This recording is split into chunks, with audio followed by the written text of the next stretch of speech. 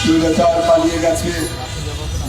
আমরা ভেবেছি আমাদের আর কোনো সাহস থেকে এইভাবে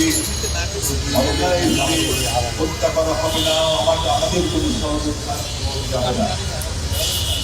কিন্তু দুঃখজনক হলেও সত্যি, গত কিছুদিন ধরে আমরা লক্ষ্য করেছি স্বৈরাচার মুক্ত এই বাংলাদেশি আমাদের দেশে ওসমান হাদিকে জীবন দিতে হয়েছে।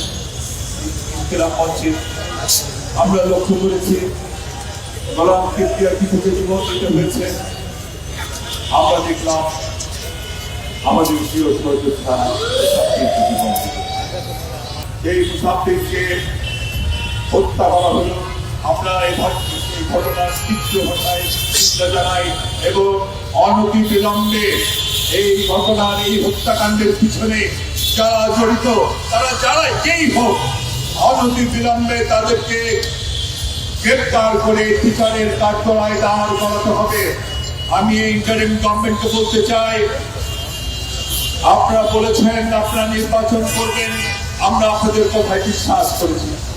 আপনারা নির্বাচনের তারিখ দিয়েছেন, আমরা তাকে স্বাগত জানিয়েছি।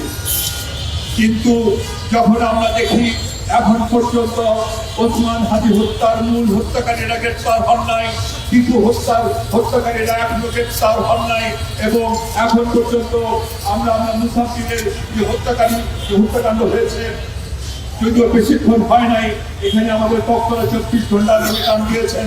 আমরা আশা করব এই সময়ের মধ্যেই হত্যাকারীদের গ্রেপ্তার করতে হবে, না হলে ধরে নেব আপনাদের আন্তরিকতায় সাক্ষী আছে অথবা আপনারা পাচ্ছেন না। তাই সরকারকে বলবো কার্যকর ব্যবস্থা গ্রহণ করুন। পিঠে কথায় কিন্তু চিনে ভিড়বে না। নির্বাচনে আছে মাত্র কয়দিন, এর মধ্যে যদি আমাদের সহযোদ্ধাদের হত্যা করা হয় একের পর এক, তাহলে আমাদের কপালের আশ পরে চিন্তার যে আসলে পরিস্থিতি কোন দিকে যাচ্ছে।